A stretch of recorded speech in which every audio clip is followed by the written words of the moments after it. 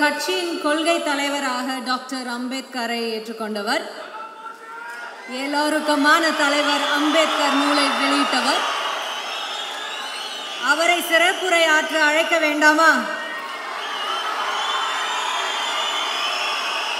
தமிழக வெற்றி கழகத்தின் தலைவர் திரு விஜய் அவர்களை அழைக்கிறோம். Sir, please join us sir.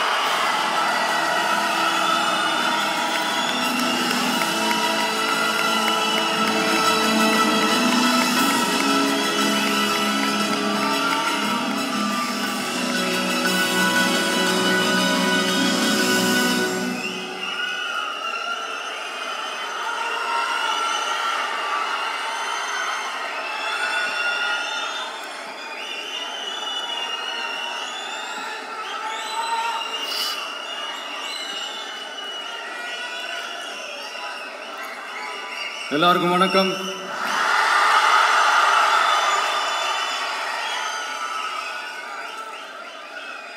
அண்ணல் அம்பேத்கர் அவர்களுடைய இந்த நூல் வெளியீட்டு விழாவில் கலந்துக்கிறது, அதுவும் இந்த முக்கியமான நாளில் கலந்துக்கிறது எனக்கு கிடைச்ச மிகப்பெரிய ஒரு வரமாக நான் நினைக்கிறேன்.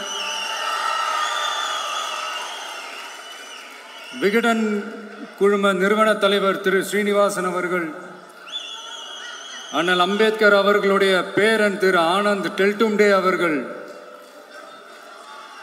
நீதியரசர் ஓய்வு பெற்ற நீதியரசர் திரு சந்துரு அவர்கள், திரு ஆதவ் அர்ஜுனா அவர்கள், என் நெஞ்சில் குடியிருக்கும்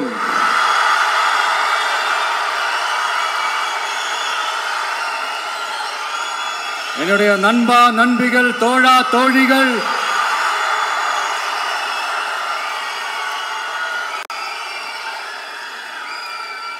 உங்க எல்லாரு கூடவும் இவங்க எல்லாரு கூடவும் இந்த ஸ்டேஜில் நானும் இருக்கிறது எனக்கு ரொம்ப பெருமையா இருக்கு. முக்கியமா இப்படி ஒரு ஃபங்க்ஷனை ஏற்பாடு பண்ணி எனக்கு அந்த வாய்ப்பை கொடுத்த விகடன் குழுமத்திற்கு என்னுடைய மனமார்ந்த நன்றிகளை தெரிவிச்சுக்கிறேன்.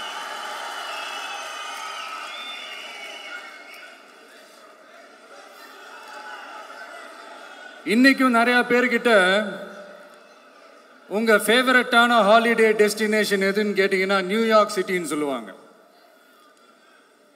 ஏன்னா அங்கே போய் ஒரு 2-3 நாள் தங்கிட்டு வர்றதே அது ஒரு பெரிய ஸ்டேட்டஸ் ஆகவும் ஒரு பெரிய அச்சீவ்மெண்ட் ஆகவும் நினைப்பாங்க.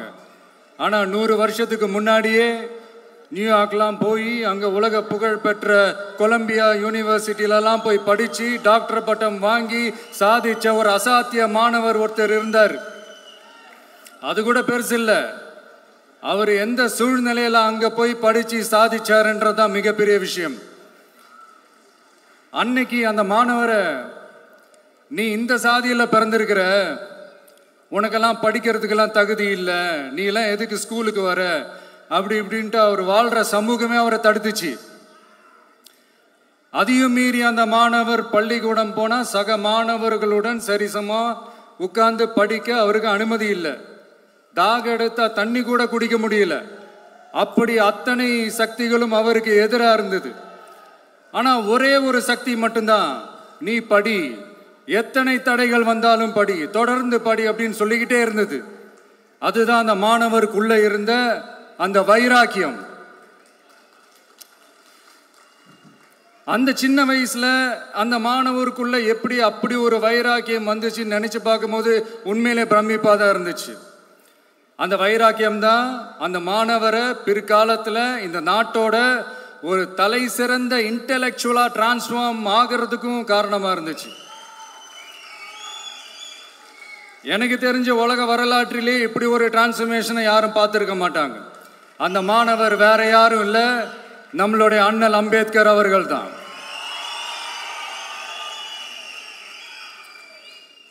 வன்மத்தை மட்டுமே தனக்கு காட்டிய இந்த சமூகத்திற்கு அவர் திருப்பி என்ன செஞ்சாரு அப்படின்னு அதை படித்து பார்க்கும்போது உண்மையிலே மெய்சில் இருக்க வச்சுது.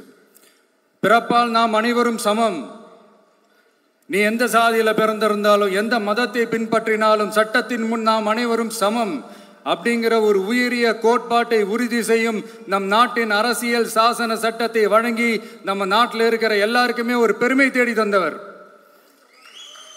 இன்னைக்கு ரிலீஸ் பண்ற இந்த புக்கில் எல்லோருக்குமான தலைவர் அம்பேத்கர் அப்படின்ற அந்த புக்கில் ஒரு 100க்கும் மேற்பட்ட கட்டுரைகள், நேர்காணல்கள் எல்லாமே இருக்குது. அதில் என்ன ரொம்ப யோசிக்க வச்சது அவர் எழுதின அந்த பயோகிராஃபி தான். வெயிட்டிங் ஃபார் அ வீசான்னு சொல்லி அதுக்கு தலைப்பு வச்சிருந்தார். அதில் அவர் லைஃப்பில் ஃபேஸ் பண்ண விஷயங்கள், அவரை பாதித்த விஷயங்கள் எல்லாமே கிட்டத்தட்ட ஒரு 6 சம்பவங்கள் பற்றி அதில் குறிப்பிட்டிருந்தார். அதில் ஒரு 2 விஷயம் என்ன ரொம்ப பாதித்தது என்னென்னா, அதில் ஒன்று, அவருக்கு 9 இயர்ஸாக இருக்கும்போது அவரும் அவருடைய பிரதரும் வெளியூரில் இருக்கிற அவங்க அப்பாவை பார்க்குறதுக்காக போகிறாங்க. அப்போ ட்ரெயின்லேருந்து இறங்கி இந்த மாட்டு வண்டிக்காக வெயிட் பண்ணிகிட்டு இருக்கும்போது ஒருத்தர் கூட அவங்கள ஏற்றிட்டு போகிறதுக்கு தயாராக இல்லை. ஏன்னா அந்தளவுக்கு தீண்டாமை கொடுமை. அப்புறம் கொஞ்சம் எக்ஸ்ட்ரா பணம் காசெல்லாம் கொடுக்குறோன்னு ஒரு வண்டிக்காரர் ஒத்துக்கிறார். அப்போ கூட அந்த வண்டிக்காரர் என்ன பண்ணுறாருன்னா, அந்த பசங்களை வண்டி ஓட்ட சொல்லிட்டு இவர் தீட்டுப்பட்டுடும்னு சொல்லி வண்டியில் ஏறாமல் நடந்து போகிறார். அந்த நாள் முழுக்க அந்த பசங்களுக்கு குடிக்க தண்ணி கூட கொடுக்காம அந்த டிராவல் எவ்வளவு கொடுமையாக இருந்துச்சுன்னு சொல்லி அதில் மென்ஷன் பண்ணியிருந்தார். 2வது, அதே அம்பேத்கர் அவர்கள் அமெரிக்கா, பிரிட்டன்லலாம் போய் படித்து டாக்டர் பட்டம்லாம் வாங்கி சாதிச்சு ஒரு பெரிய வழக்கறிஞராக இந்தியாவுக்கு திரும்ப வராரு. அப்போ மும்பைக்கு பக்கத்தில் ஒரு கிராமத்துக்கு அவரை கூப்பிடுறாங்க. அப்போ அவர் ஒரு அரசாங்க பொறுப்பில் இருக்கிறார். அந்த கிராமத்துக்காரங்க ஒரு வண்டியை ஒன்று ஏற்பாடு பண்ணி அவரை கூட்டிகிட்டு வரணும்னு நினைக்கிறாங்க. ஆனால் அந்த வண்டி ஓட்டுறவர் அவருக்கு சமமாக உட்காந்து வண்டி ஓட்டுறதுக்கு யோசிக்கிறார், மறுக்கிறார். ஒரு லண்டனுக்கு போய் ஒரு பாரிஸ்டர் பட்டம் வாங்கிய அம்பேத்கரை விட ஒரு வண்டி ஓட்டுறவர் தன்னை உயர்ந்தவனா நினைக்கிறார். அதுதான் அந்த சமூக கொடுமை தான் அவரை சமத்துவத்துக்காக போராட வச்சுது. எனக்கு ஒரு டவுட்டுங்க, இன்னைக்கு திரு அம்பேத்கர் அவர்கள் உயிரோடு இருந்திருந்தா என்ன நினைப்பாரு? இன்னைக்கு இருக்கிற நம்ம இந்தியாவை பார்த்து அவர் பெருமைப்படுவாரா, இல்லை வருத்தப்படுவாரா, இல்லை அப்படியே வருத்தப்பட்ட எதை நினைச்சு வருத்தப்படுவாரு? இன்னைக்கு நம்ம நாடு முழு வளர்ச்சி அடையணும்னா ஜனநாயகம் காக்கப்படணும். அந்த ஜனநாயகம் காக்கப்படணும்னா அரசியல் அமைப்பு சட்டம் காக்கப்படணும். அதுக்கான பொறுப்பு, அந்த கடமை நம்ம ஒவ்வொருத்தருக்கிட்டையும் இருக்கணும்னு தோணுச்சு. அந்த பொறுப்போடும் அந்த கடமையோடும் தான் இதை நான் ஆணித்தரமாக சொல்கிறேன். ஜனநாயகத்தை நாணிவேர் ஃப்ரீ அண்ட் ஃபேர் எலெக்ஷன்ஸ், சுதந்திரமான மற்றும் நியாயமான தேர்தல். தேர்தல் நியாயமாக நடக்கலைன்னு நான் சொல்ல வரல, பட் சுதந்திரமாகவும் நியாயமாகவும் தான் தேர்தல் நடக்குது அப்படிங்கிற அந்த அசைக்க முடியாத நம்பிக்கை நம்ம ஒவ்வொரு இந்தியனுக்கும் இருக்கணும்னு தோணுச்சு.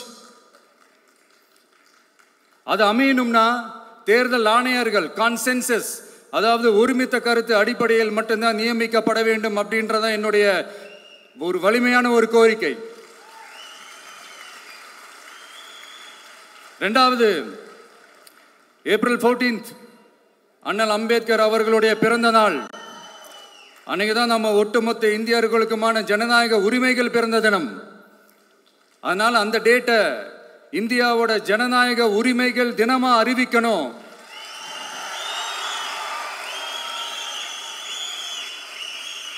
அப்படின்றத என்னுடைய இன்னொரு தாழ்மையான ஒரு வேண்டுகோள். அது இந்திய ஒன்றிய அரசிடம் நான் முன்வைக்கிறேன்.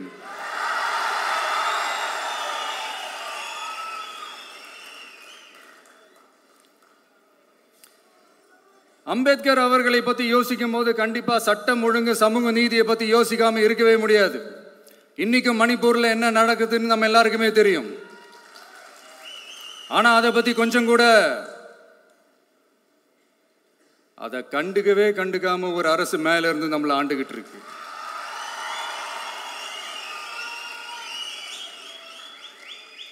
சரி, அங்கதான் அந்த அரசு அப்படி இருக்குன்னா இங்க இருக்கிற அரசு எப்படி இருக்கு?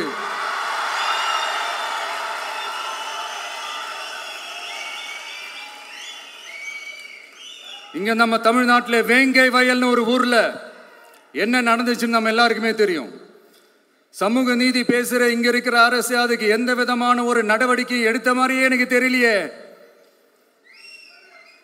இவ்வளவு காலங்கள் தாண்டி, இத்தனை வருஷங்கள் தாண்டி ஒரு துரும்ப கூட கிள்ளி போடலையே. அதுதான் இதெல்லாம் இன்னைக்கு அம்பேத்கர் அவர்கள் இன்னைக்கு பார்த்தாருன்னா வெக்கப்பட்டு தலை குனிஞ்சு போவார்ல. கரெக்டு, நம்ம நடக்கிற பிரச்சனைகள், நடக்கிற கொடுமைகளுக்கெல்லாம் நம்ம குரல் கொடுக்கணும். ஆனா நடக்கிற பிரச்சனைகள் ஒன்னா ரெண்டா? பெண் குழந்தைகளுக்கு எதிரா, பெண்களுக்கு எதிரா, ஏன் மனித உயிர்களுக்கு எதிரா? இதெல்லாம் நம்ம பார்க்கிறோம், படிக்கிறோம், மற்றவங்க கிட்ட இருந்து கேட்டு தெரிஞ்சுக்கிறோம். இதுக்கெல்லாம் ஒரு நிரந்தரமான ஒரு தீர்வு என்ன தெரியுமா? ரொம்ப சிம்பிள் தான். நம்ம தமிழ்நாட்டு மக்களுக்கு தேவையான அடிப்படை வசதிகளை பாதுகாப்புடன் முழுமையாக அளிக்கும், மக்களை உண்மையாகவே நேசிக்கிற ஒரு நல்ல அரசு.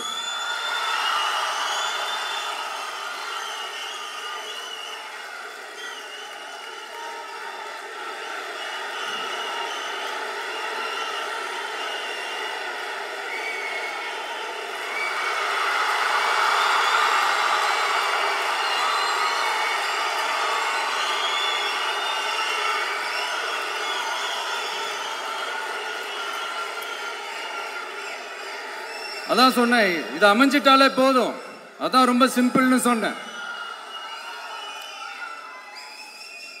அதனால இங்க டெய்லி நடக்கிற பிரச்சனைகளுக்கு சம்பிரதாயத்துக்காக ட்வீட் போடுறதும், சம்பிரதாயத்துக்காக அறிக்கை விடுறதும், சம்பிரதாயத்துக்காக நானும் மக்களோட மக்களா இருக்கிறேன்னு காட்டிக்கிறதும், சம்பிரதாயத்துக்காக மழை தண்ணியில நின்று போட்டோ எடுக்கிறதும்,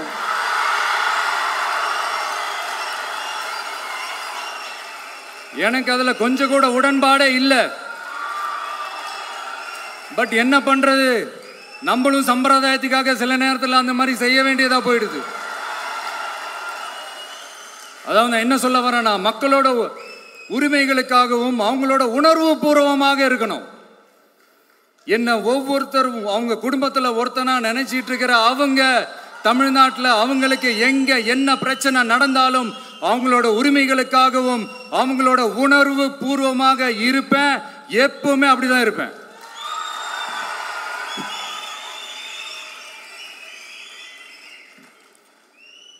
மக்கள் உணர்வுகளை மதிக்க தெரியாத, மக்களுக்கு அடிப்படை சமூக நீதியான பாதுகாப்பை கூட உறுதி செய்ய இயலாத, கூட்டணி கணக்குகளை மட்டுமே நம்பி இருமாப்புடன் 200 வெல்வோம்,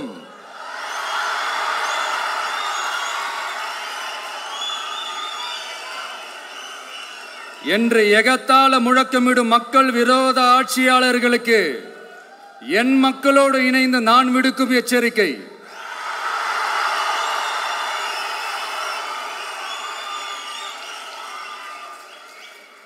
நீங்க உங்களோட சுயநலனுக்காக பல வழிகளில் பாதுகாத்து வரும் உங்கள் கூட்டணி கணக்குகள் அனைத்தும் 2026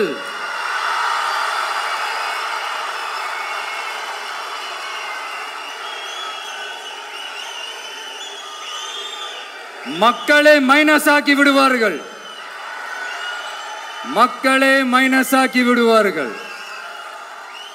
மக்களே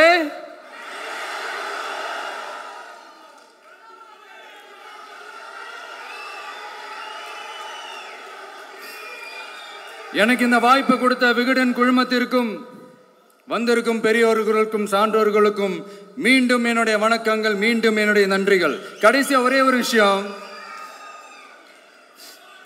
விடுதலை சிறுத்தைகள் தலைவர் திரு தோல் திருமாவளவன் அவர்கள்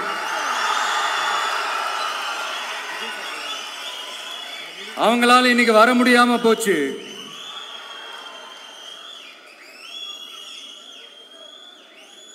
அம்பேத்கர் அவர்களுடைய புத்தக வெளியீட்டு விழாவிற்கு கூட அவரால் கலந்துக்க முடியாத அளவிற்கு